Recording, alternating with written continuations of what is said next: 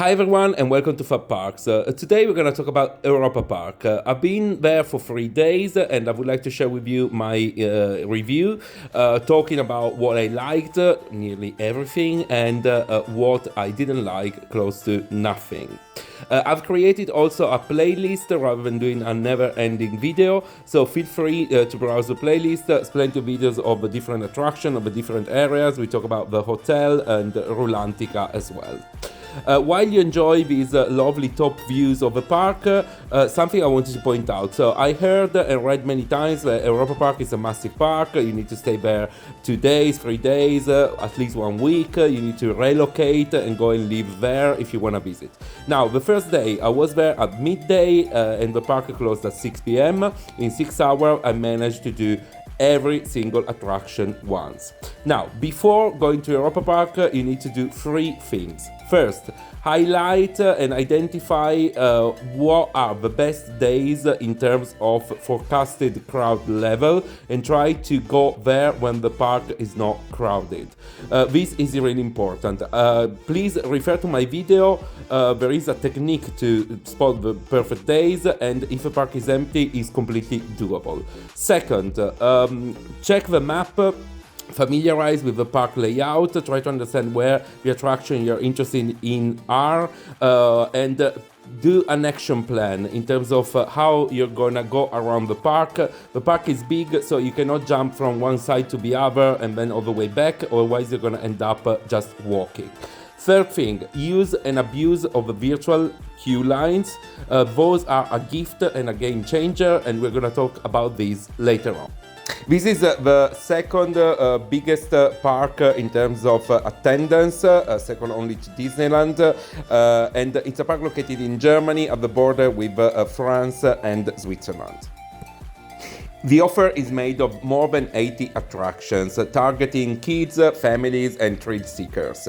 There is a bit of everything: coasters, water ride, dark rides, whatever you're thinking of is there. The park is owned by Mack, which is a ride and coaster producer, even though a couple of coasters, so Silver Star, it's a B&M hypercoaster, and also the wodencoaster is not manufactured by Mack. This park is also considered one of the best themed park in the world. Let's start from the tops. Well, for sure, the attractions. Let's start with coasters. Wooden, it's a wooden coaster, which is just insane. It's intense, it's brutal. There is not a dead moment during the whole track.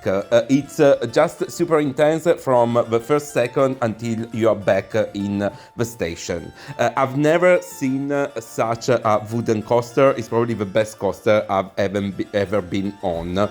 It's really a joy. But then in terms of coasters, there is just a lot of them. So there is Blue Fire, which is a megacoaster launched with inversions, airtime, and lots of near miss.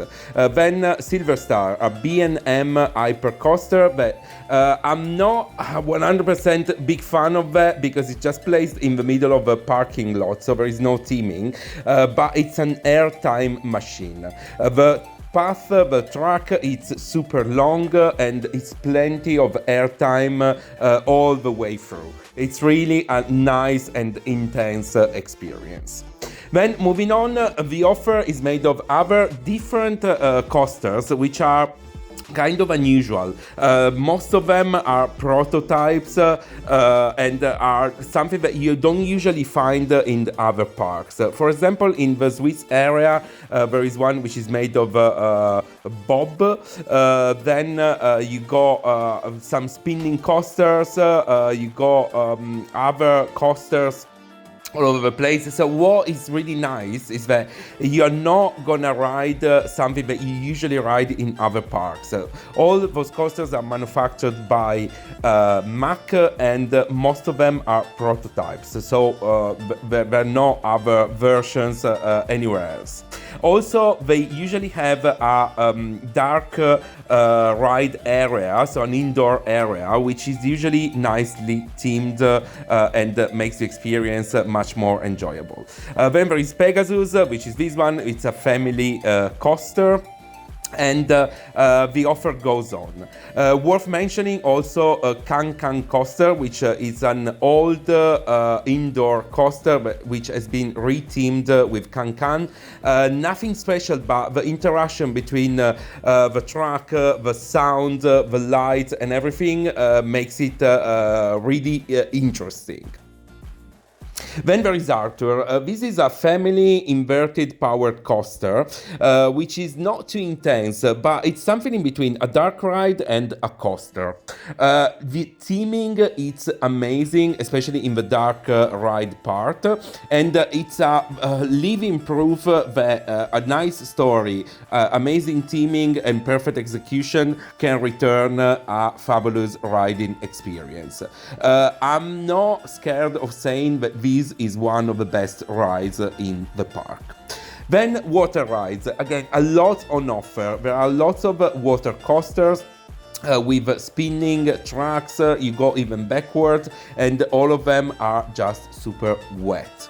Then Fjord Draft, which is a standard ride, but it's super intense, super fun, amazingly themed. The path is long and again it's got an indoor area, so again really nice execution here. Worth mentioning that most of the rides always have an indoor area, which is usually with sounds and lights, so all the ride experiences are enhanced by this. Then you got Poseidon, which is another water coaster. Again, the theming is out of this world. It's amazing, and the track is super fun, kind of intense, and super wet as usual. And then other water rides. The offer keeps going, and as I said, it might be either a standard ride which is nicely executed, or just an unusual ride. Another top, Piraten in Batavia, which is a dark ride that was destroyed during a fire a few years ago and is just spectacular. Then Voletarium, a flying theater, amazing theme, really nice movie, so a really good experience there as well. Another top, it's the theming. So, not just the theming of the attractions, but everything, the stations, the queue lines. There is an attention to details which is unusual and out of this world. Every single attraction has a queue line which is heavily themed, and every single detail has been looked after.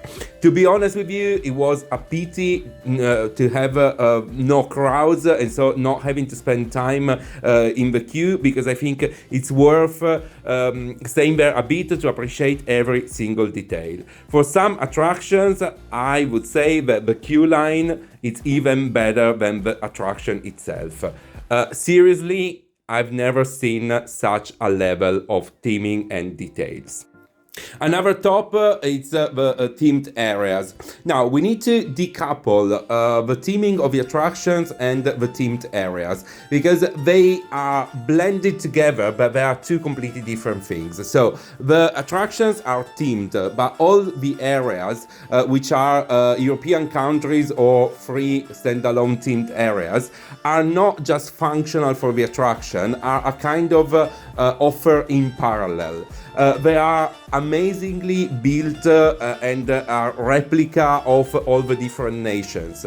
It's worth spending time. Even when there is a partnership or a sponsorship, it's aligned to the area. So in Russia, Coca-Cola, yes, but the logo is the Russian one. The food on offer is always aligned to the themed area too. So everything makes you feel immersed in that specific land. I suggest to spend some time to look around. It's not just a path in between one attraction and another one. It's actually part of the experience. And then again, you will find amazing details, everything, it's perfect. Even the new building site of a new coaster for 2023 has been themed. Okay, they are trying to build expectation, but again, the attention to detail and theming the fence of a building site is just amazing. And of course, toilets are themed according to the area too. Well done. Another top, operations. They are efficient, they are fast. They keep launching trains to a pace which I've never seen anywhere else. They are clearly not trying to build up queues, but they want the queues to move as quickly as possible. Really, really impressive.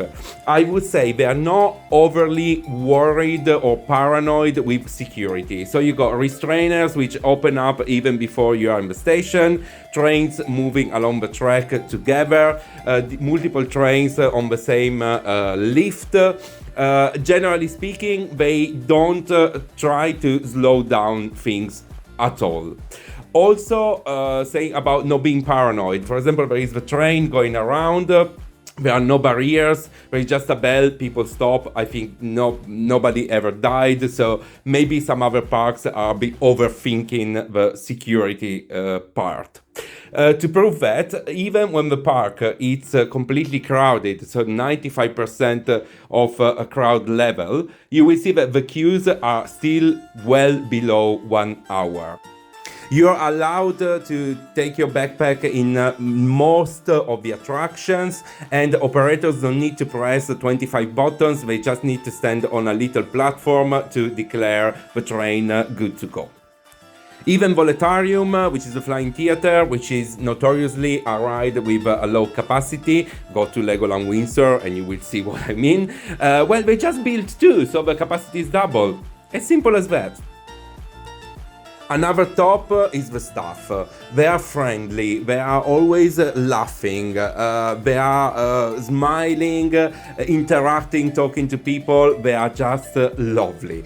And then here you can see Can Coaster had an unfortunate ride. They just offered a second ride without unloading the train. There you go.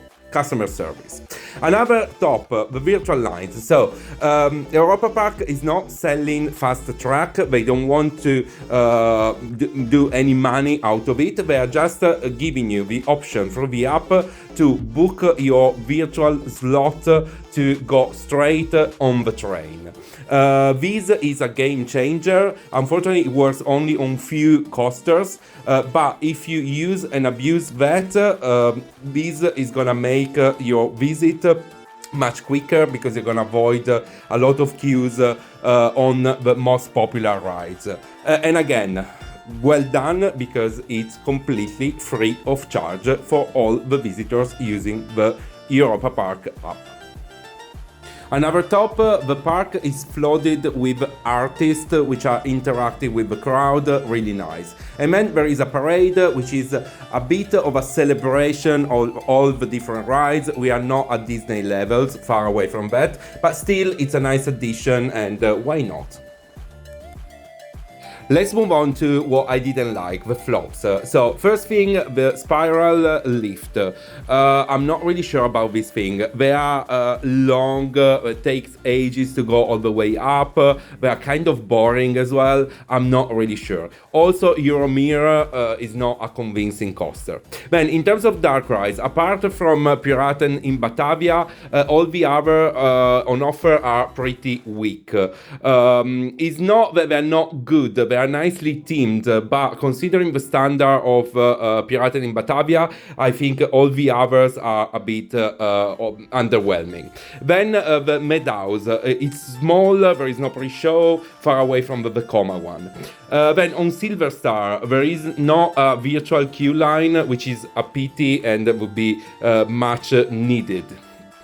Now, we know that a new coaster is coming for 2023, 10 years after Woden, and we are all excited about it. But still, I think there is a gap, like an inverted B&M would be amazing there.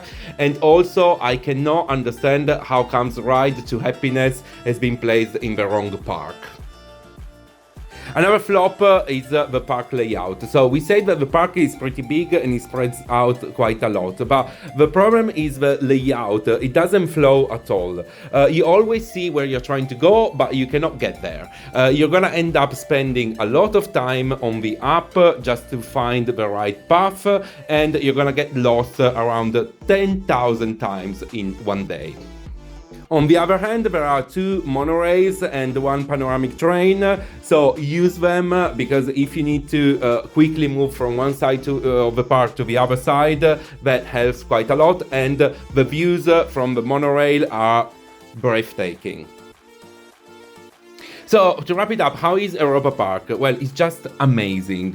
It's clearly the best theme park in Europe. I'm not gonna mention Disneyland Paris because it's a kind of different proposition. But if we are looking at independent parks far away from IP rights and franchise, then this one has got no competition. It's just amazingly themed. It's a mix of different areas and 80 or more attractions on offer, targeting kids, targeting families, targeting thrill seekers.